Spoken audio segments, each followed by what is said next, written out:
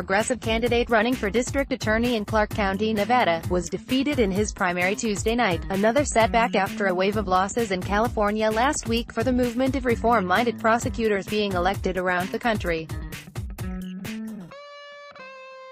Robert Langford, a longtime criminal defense attorney who ran a campaign pledging reforms to the district attorney's office, was defeated by incumbent DA Steve Wolfson, who was seeking his second full term. Both men are Democrats, and because they were the only two candidates running on the ballot and Wolfson captured the majority of votes, the district attorney wins another term. Langford conceded to Wolfson on Twitter on Tuesday night, "It appears that my campaign has fallen short of the desired goal. I think, however, that we did bring to the forefront issues heavy on the minds of many people. Criminal justice reform will still come to Clark County. Congratulations, Mr. Wolfson." Robert Langford for DA, at Langford, Florida, June 13, 2018. Activists are spending millions of dollars to oust hardline local prosecutors around the country and replace them with criminal justice reform advocates.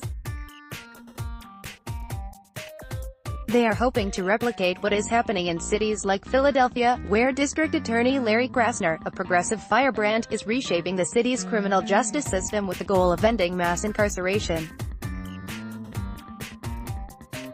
The loss in Clark County delivers another blow to those who support the election of reformer DAs across the country.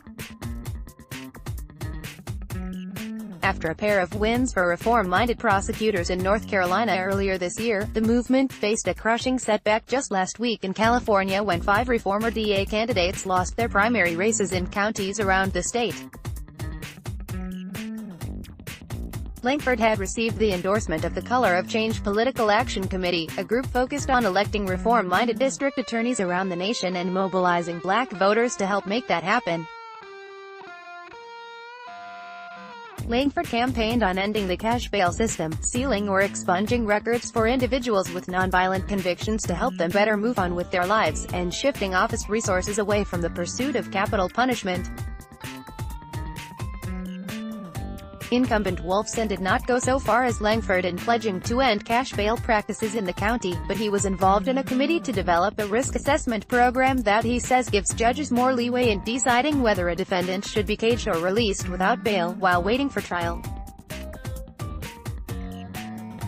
He also defended his office's pursuit of the death penalty in murder cases while also saying that the office had reduced the number of capital punishment cases it does pursue. He'd been criticized over a March report in the Las Vegas Review-Journal that he had not pressed charges against an aide who stole more than $40,000 from his campaign in 2014. Instead, the aide was allowed to repay the money she had taken, according to the newspaper. Langford entered the race for Clark County DA a day after the report came out. Prosecutors are among the most powerful agents in the American criminal justice system.